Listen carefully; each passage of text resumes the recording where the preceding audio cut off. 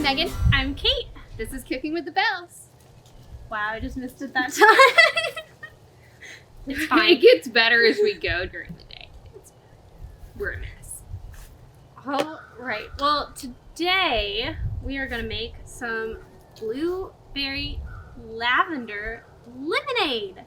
So we already have our lemonade made. We just do a cup of sugar, 4 cups of water, and then I juiced 10 lemons.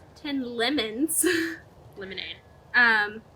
For it, but you can always adjust how much water you put in to kind of dilute the tartness of the lemons or add a few less lemons. As y'all know, we like it tart though. Yes. And I mean, even if you don't want to make that much lemonade, you can make just enough for 1 cup as well. Yes, absolutely. So I'm going to start with a handful of blueberries into each of our glasses. By a handful, I definitely mean 2 handfuls.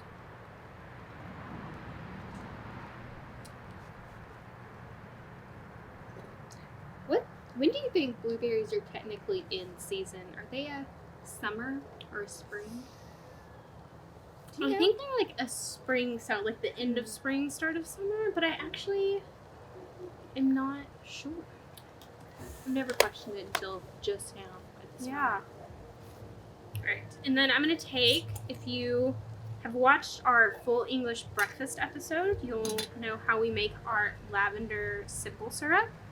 So I'm just going to have a few tablespoons of that. If you haven't watched that episode, we'd love it if you did. If you don't want to, though, the recipe is also on our website and will be linked down below.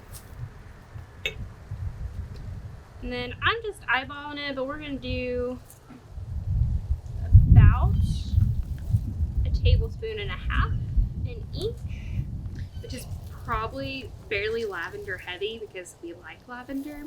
We're about that floral taste. So be warned. And then I'm just going to muddle these together. Muddle's such a fun word. Muddle. And really what you're wanting to do is just kind of burst the blueberries so that they can seep their lovely flavor into, because it's the lemonade. Blueberry lavender lemonade. So you want the blueberry taste. The sound of them squishing is so strange.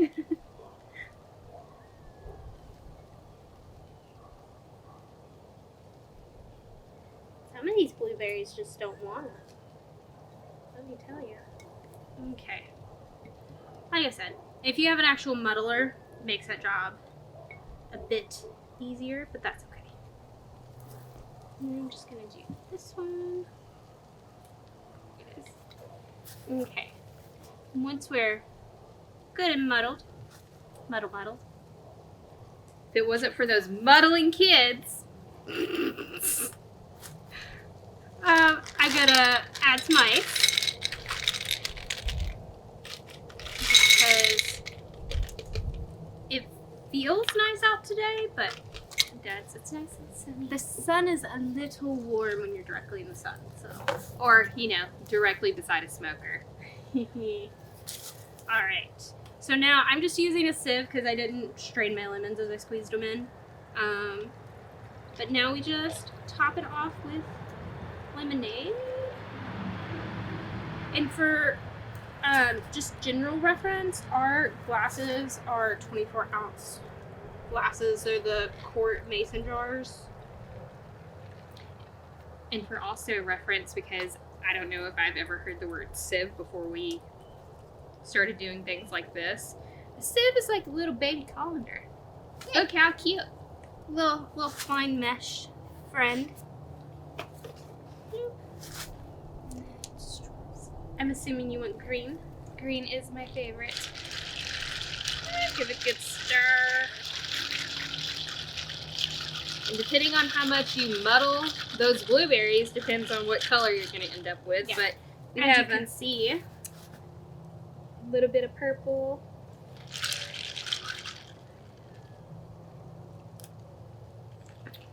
delicious. The lavender is what really sets it off for me. Yes, absolutely. Oh, I didn't even wait to get my lid on. I was just like, pretty Go thirsty. for it. So excited over this drink, but I'm just like. And this is very easy if you wanted to make it like in a batch the night before a party in one of those big pitchers. I think that would work really well. And just let it kind of marinate overnight, essentially. But cheers.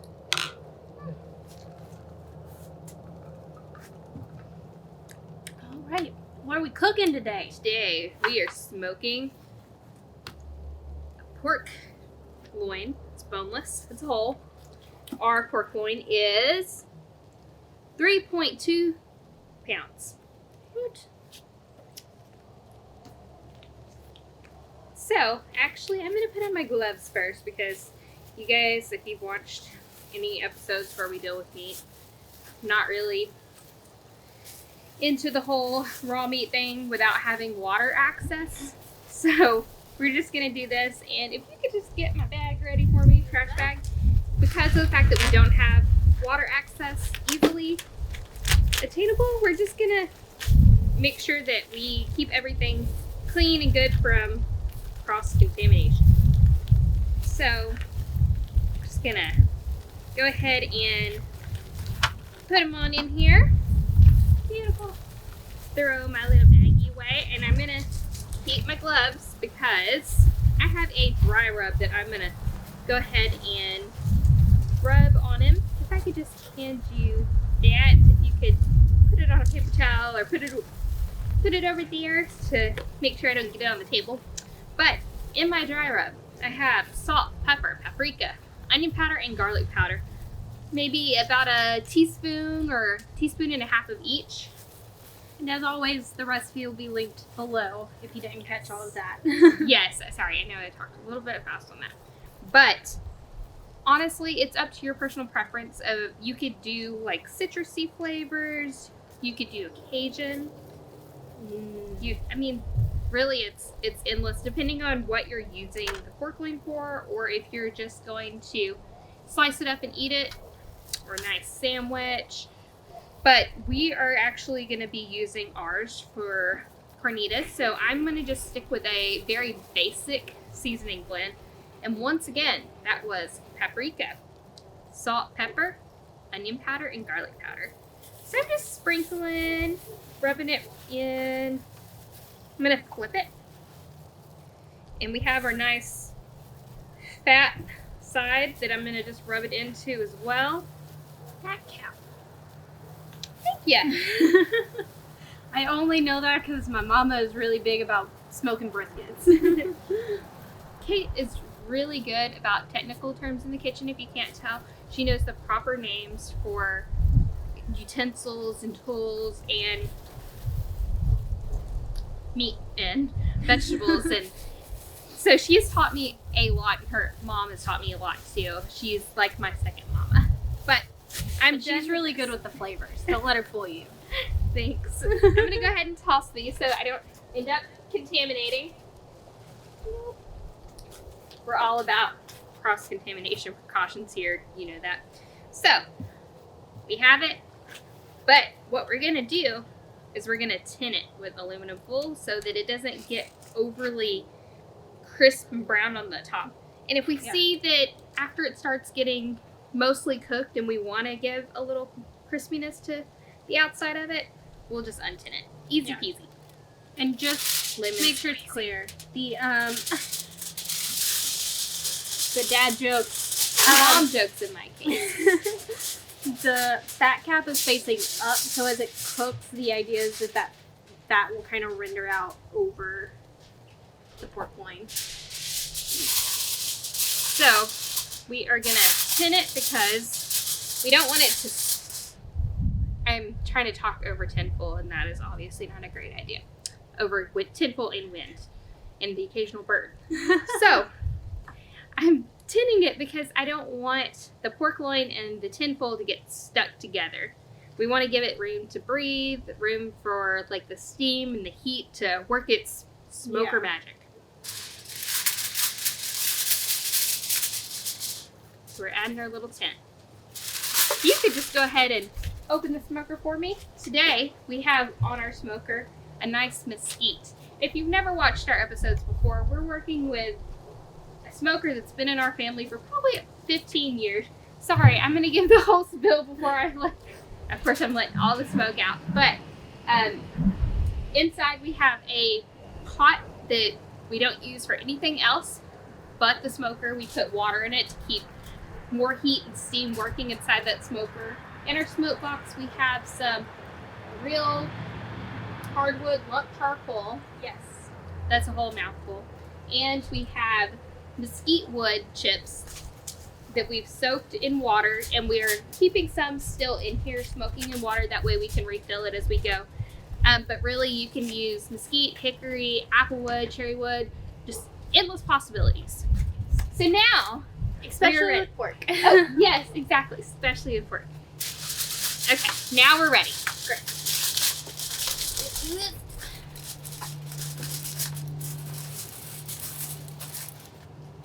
So that's on there. And we're just gonna let it cook. I'm gonna check on it about every 30 minutes or so.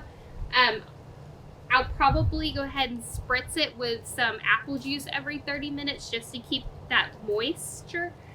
Just because even though we're tinning it, I still want to make sure it stays nice and moist, and nobody wants dried out pork loin. So we'll see you here in about 30 minutes to check on it. Bye. All right, we're back here in the tiny woods of East Texas, and we're checking on our boneless pork. It's been about probably an hour. About 30 minutes in, we stopped and sprayed it, so now we're just gonna check in on it again. Y'all. But our smoker has been about 225, 250, sometimes 275 if we can get it hot enough. It's just a really windy day here. And the wind is cold. It is. But running an average of 250 with our size pork loin, we're looking at about 3 hours for it to be fully cooked. Maybe. We just got to check it with a thermometer, and that's what you have to do at home as well, because food safety matters. So I am uncovering my little tent here. I'm going to just step back and give it a couple spritzes.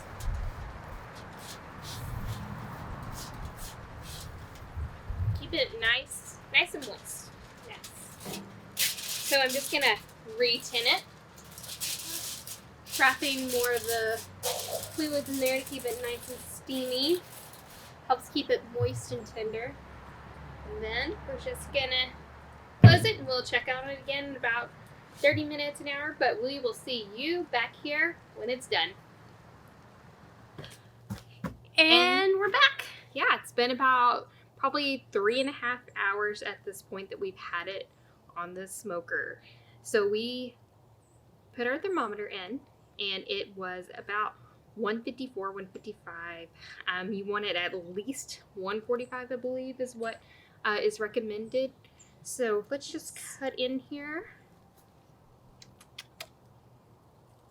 You can kind of see the juices as she cuts into it.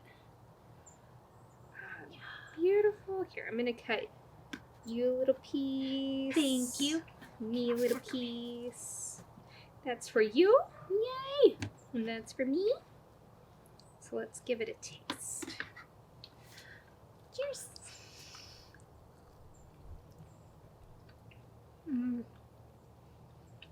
It's nice and moist inside still.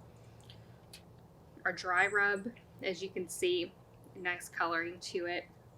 Good flavor. It's so good. Yeah, and it's I know the dry rub seems really simple and not a lot, but the smoke just enhances that so much, so that the meat and the smokiness of the meat really shines through instead of all the seasonings. Because if we wanted all the seasonings to shine through, we could have just thrown it in an oven. It's very true.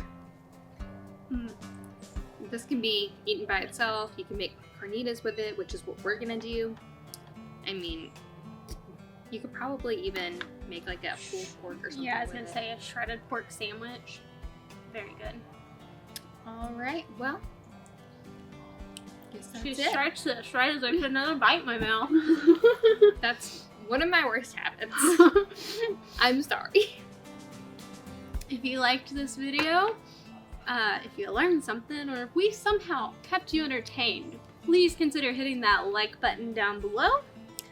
And maybe if you like watching our videos and you want to see more from us, you could hit the subscribe down below. And as always, all of the recipes that we used here today on this episode will be linked down below to take you over to our website for a nice printable version if you want it. I think yeah, that's it. I think we'll see you next time. Bye. Bye.